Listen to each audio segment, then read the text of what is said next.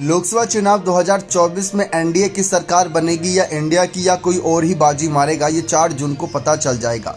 लेकिन अखिलेश यादव का हाल ही में एक बयान सामने आया था।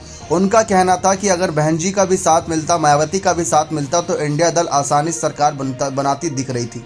लेकिन अब यही सवाल आता है कि क्या अखिलेश यादव इसी मुद्दे पर मायावती से बातचीत करने की कोशिश करेंगे कि अगर इंडिया दल को नौबत पड़ती है बीएसपी की, तो क्या बीएसपी इंडिया दल के साथ खड़ी है या एनडीए दल के साथ खड़ी है? क्योंकि विपक्ष ने तो कोई कसर नहीं छोड़ी इस बयानबाजी में कि बीएसपी बीजेपी की बी टीम है। इस बार के चुनाव में विपक्ष ने यही कहकर ना जाने कितने वोट काटे होंगे कि बीएसपी बीजेपी की बी टीम है। अगर आप बीएसपी को वोट देंगे तो आप एक तरीके से संविधान को खतरे में डालने। अखिलेश और राहुल कितनी बार मुख्य रूप से बयान दे चुके, बसपा का नाम लेकर भले ही ना दिया हो, लेकिन उन्होंने साफ कह दिया कि इंडिया दल ही संविधान बचाने की लड़ाई लड़ रहा है। ये बात उन्होंने बहुत बार कही है।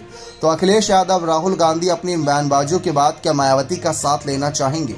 सवाल बहुत बड़ा है, क्योंकि मायावती अगर हम देखें तो आखिरी के 2 चरण में बहुत निर्णायक भूमिका में आ सकती हैं। जैसा कि हमने छठे चरण में देखा, पूर्वांचल की कई सीटें दांव पर थी, जहां पिछले छठे चरण में अगर यानी कि लोकसभा चुनाव 2019 में देखें तो यही वो चरण था जब बसपा ने बाजी मारी थी बहुत अच्छे तरीके से।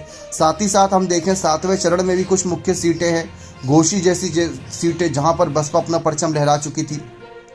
गाजीपुर की बात कर लें तो वो सीटें मुख्य रूप से जहां बसपा भी भूमिका में आ सकती है। इन सब बातों को अखिलेश यादव ध्यान में रखे हुए हैं। लेकिन क्या लोकसभा चुनाव के नतीजों को ध्यान में रखकर अखिलेश मायावती से कोई मुलाकात करके इस मुद्दे पर बात करेंगे कि आप हमारा साथ दीजिएगा अगर नौबत आती है तो? क्योंकि एनडीए दल में भी यह सवाल है कि क्या इस बार 400 पार का जो नारा दिया था, क्या वो हकीकत में तब्दील हो पा रहा है? इंडिया दल में भी ये सस्पेंस है कि जो हम बहुमत बनाने की बात कर रहे हैं, क्या वो बन पाएगा या अन्य पार्टियों का भी साथ लगेगा? इसीलिए अगर साथ लगेगा तो हर विकल्प खुले रखने चाहिए, हर पार्टी का साथ आगे रखना चाहिए। तो ऐसे में अखिलेश यादव अगर मायावती का साथ पहले ही मांग ले, क्योंकि राजा भैया वापस साथ आते नजर आ रहे हैं और भी अन्य दल साथ आते नजर आ रहे हैं, लेकिन बीएसपी का सपा के साथ आना बहुत मुश्किल नजर आ रहा है। अगर चुनावी नतीजों में कोई ऐसा दांवपेच फंसता है कि किंग मेकर की भूमिका में बसपा आ जाए, बसपा के पास भी इतनी सीटें हो जो इंडिया दल को समर्थन कर दे तो फायदा हो उनको, तो ऐसे में बसपा किसको समर्थन देगी? क्योंकि बीएसपी को बीजेपी का टैग तो विपक्ष ने दिया। उसके बाद हमने देखा कि चाहे राज्यसभा चुनाव रहा हो या नई संसद का उद्घाटन ना हो या राष्ट्रपति चुनाव रहा हो, ऐसे कई मौकों पर बीएसपी ने एनडीए का ही साथ दिया है। तो आप कैसे कह सकते हैं कि मायावती इंडिया दल का साथ इतनी आसानी से देती नजर आ सकती है? बात आती है ऐसे में संविधान बचाने की, जातिगत जनगणना की, बेरोजगारी, महंगाई, भ्रष्टाचारी जैसे मुद्दों की, जिस पर बीएसपी सोच विचार कर इंडिया दल के साथ जाने का मन बना सकती है।